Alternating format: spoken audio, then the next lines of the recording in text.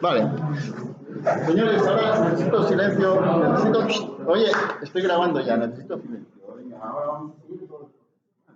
Entonces, hemos dicho que empezamos por la ecuación de Navier-Stokes, ¿de acuerdo?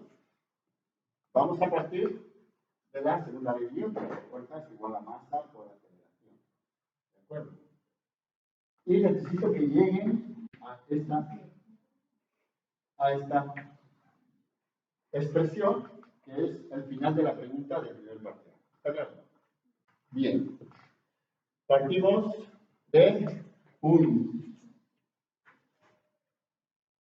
una partícula infinitesimal de fluido dentro de un fluido, es decir, estas paredes están rodeadas de fluido por todos los lados, y vamos a estudiar una partícula infinitesimal que tenga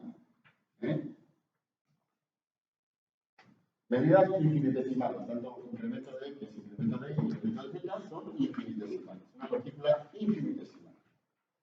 Para analizar la segunda ley de Newton necesito una evaluación de la cantidad de fuerzas que va a sufrir esa partícula, ¿de acuerdo? Y las hemos dividido entre fuerzas interiores y fuerzas exteriores, ¿de acuerdo? Interiores tenemos el peso, ¿de acuerdo?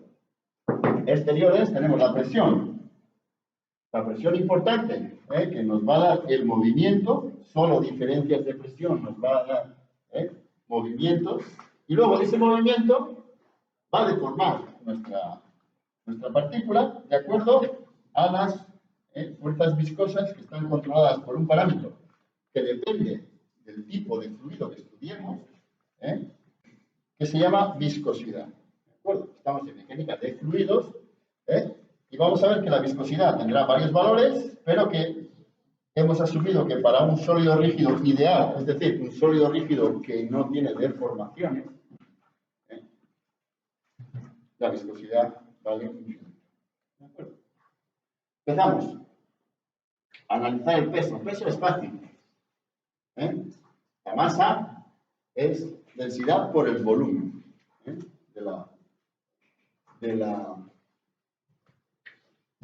la partícula infinitesimal. Y presión es la primera fuerza que vamos a trabajar por ejes. ¿De acuerdo? Por ejes. Y empezamos por el eje X. ¿De acuerdo? Tenemos que las dos caras que están sufriendo la presión en el eje X son estas dos, donde hemos visto que la presión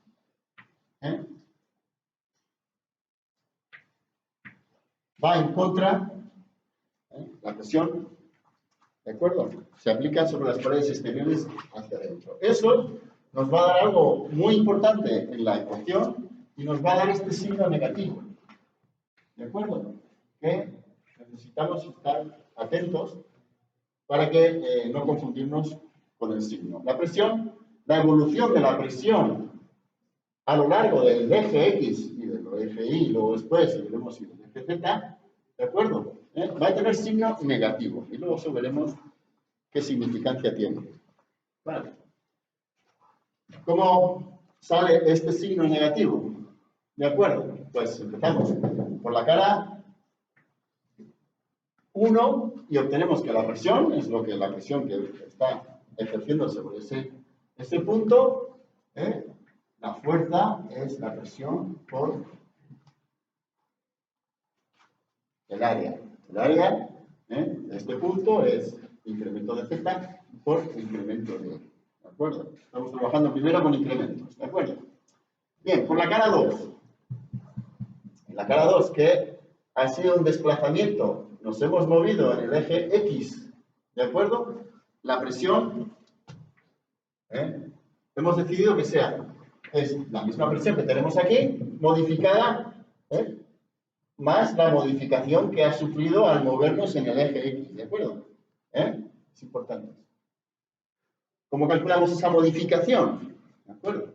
Esa modificación la conocemos, la tenemos porque necesitamos conocer la variación de la presión por unidad de longitud, por unidad de X de longitud, por la distancia que ha recorrido. Esto sería como la presión por unidad de longitud, por ejemplo, metros, en el caso que tuviéramos metros, por el número de metros que me he trasladado. Como me he trasladado un incremento de X, ¿de acuerdo? Hemos visto cómo varía la presión, ¿de acuerdo? A medida que me muevo por el eje X, por cuánta distancia me he movido. Vale. Y todo esto, por lo mismo de antes, por el área. El área que es el mismo área que tenemos en el otro lado. Vale. Esta sería la configuración de la presión en la cara 2, presión más evolución de la presión a medida que me muevo en el eje X por la cantidad de distancia que me muevo. Por el área. ¿De acuerdo? En el eje X, entonces si hacemos el sumatorio de las fuerzas que están en el eje X, que son esta y esta, y las sumamos, las ponemos aquí, ¿de acuerdo? Presión por el área menos, ¿de acuerdo? Porque esta presión tiene signo negativo, va en contra de la otra, ¿de acuerdo? Menos la presión misma, más esa evolución de la presión que hemos visto antes por el desplazamiento que hemos tenido, ¿de acuerdo? Esta es la modificación de la presión porque por haberme desplazado en el eje de X un incremento de X, por el área. Vale, si esto lo ponemos bien, esta expresión se nos va con esta y nos queda solamente la expresión de la variación, que es negativa, ¿de acuerdo? El signo negativo este es el que nos va a dar esta expresión, que nos indica que esta ha sido la variación al moverme en el eje X. Y esta es la sumatoria de todas las fuerzas debidas a la presión en el eje X. Bien, una vez que hemos tenido esta expresión, queremos pasar esto a una función diferencial. ¿De acuerdo? Para pasar a una función diferencial, esta es la forma habitual en la que vamos a ver la ecuación siempre. ¿De acuerdo? Necesitamos que cumpla que la función de la presión moviéndome por el eje X es una función continua y derivable. ¿De acuerdo? Porque si no, ese cambio no lo deberíamos poder hacer. ¿De acuerdo? En la definición de derivada, en un punto donde me muevo un incremento infinitesimal, ¿de acuerdo? Queda de esta forma, y para la presión quedaría de esta forma, ¿de acuerdo?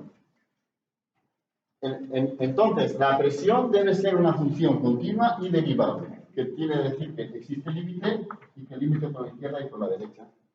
Esto. ¿Cuándo cumple esto? ¿Cuándo cumple esto? Solamente en casos en que tengo un flujo laminar, ¿de acuerdo? Porque para el flujo turbulento la ecuación no funciona, ¿de acuerdo? Ya veremos en clase cómo se resuelve esas limitaciones, básicamente empezando ya de la definición de derivada. Ahí tenemos un salto que no podríamos hacer tan adelante. ¿Listo, no? Muy bien. Vamos allá.